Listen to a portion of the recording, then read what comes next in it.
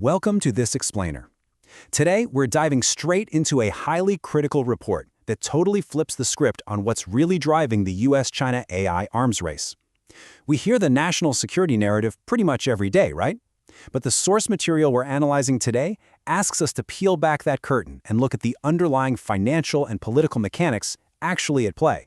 So, let's start with the big foundational question this analysis asks. Is the mainstream narrative about artificial intelligence and national security telling us the whole story, or is it just a manufactured front?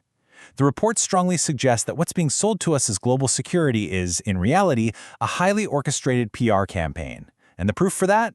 Well, it starts right on social media. To really peel back the layers here, the source reveals something wild. Tech companies are apparently handing verbatim, highly political scripts to apolitical lifestyle influencers, people who normally post about fashion or baking.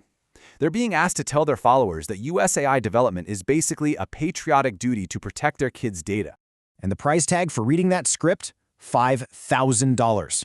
Yep, marketing agencies are reportedly pitching deals to pay these influencers $5,000 for a single TikTok video just to spread this highly specific messaging.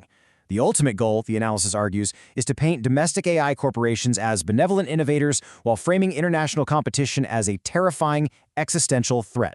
To break down the source's central thesis, we're going to look at 5 key areas: the AI propaganda campaign, monopoly versus open source, environmental costs and protests, big tech and the military, and finally, the rise of techno-fascism.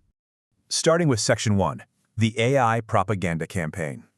The report points out that this messaging definitely isn't organic. Major tech executives from companies like OpenAI and Palantir are actively funding political action committees. The claim here is that through groups like the Leading the Future Super PAC and various dark money networks, they're funneling cash to basically criminalize dissent. The idea is that if you protest a local data center, you're quickly branded as a stooge for a foreign adversary.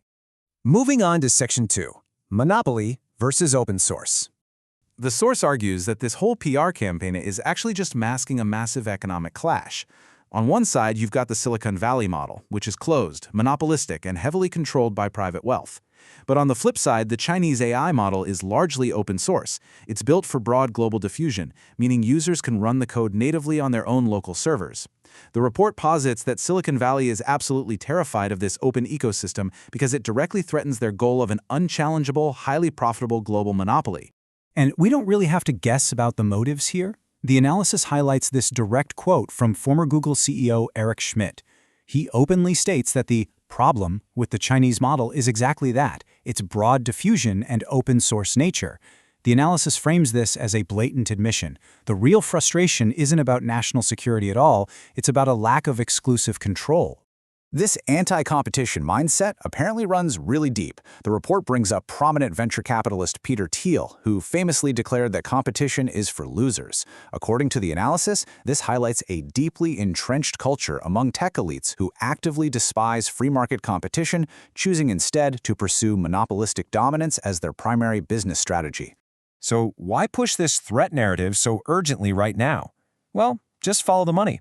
Internal financial leaks suggest that OpenAI reportedly lost a staggering $5 billion in 2024 alone.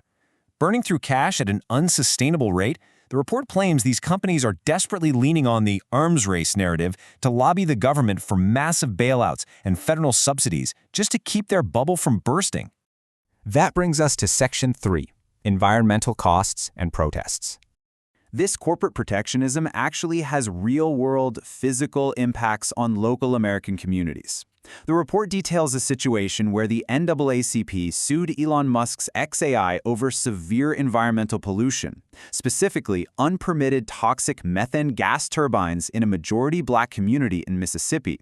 And an unexpected ally stepped in to defend the tech company, the U.S. Department of Justice.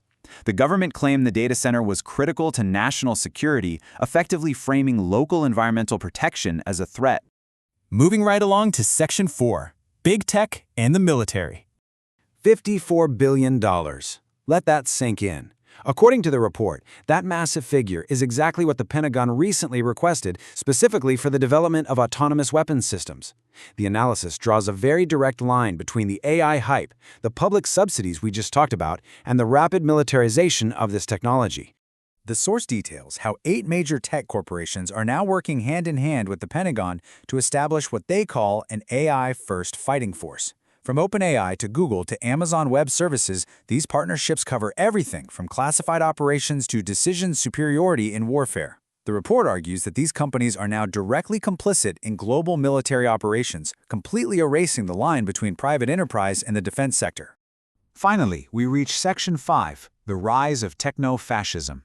Here, the explainer unpacks a manifesto published by the data giant Palantir, and the source describes it as blatantly authoritarian. The document complains about the limits of diplomacy, heavily champions military hard power, and shockingly suggests bringing back a universal military draft. It also pushes for predictive policing to monitor citizens based on pre-crime data, a concept the source likens to a dystopian sci-fi movie.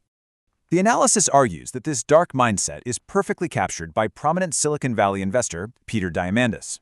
He stated that 1 trillion sensors will allow us to know anything, anywhere, anytime, famously claiming that humans behave better when they're being watched. It's a pretty chilling vision. The analysis highlights this to show how language about innovation is often used as a mask for total societal surveillance.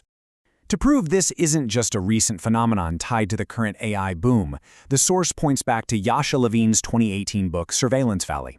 It outlines how Google hosted data for the CIA, indexed vast NSA intelligence databases, and even supplied mapping technology for the invasion of Iraq from their very inception. The report argues that the idea of Silicon Valley as a bastion of libertarian freedom has always been a carefully crafted myth. Even companies positioning themselves as the highly ethical alternatives, like Anthropic, are heavily scrutinized here. The report cites Anthropic's CEO openly lobbying for chip restrictions to establish a unipolar world. Rather than a noble pursuit of safety, the analysis interprets this as a highly calculated push for a US-controlled global technological dictatorship. As we wrap up this explainer, the source leaves us with a really profound dilemma. When we hear the alarms sounding about the urgent need to win the AI arms race, are we truly protecting our national security? Or are we sacrificing our local environments, our tax dollars, and our fundamental privacy simply to subsidize a global tech monopoly? It's a critical question that demands we look far beyond the surface-level headlines.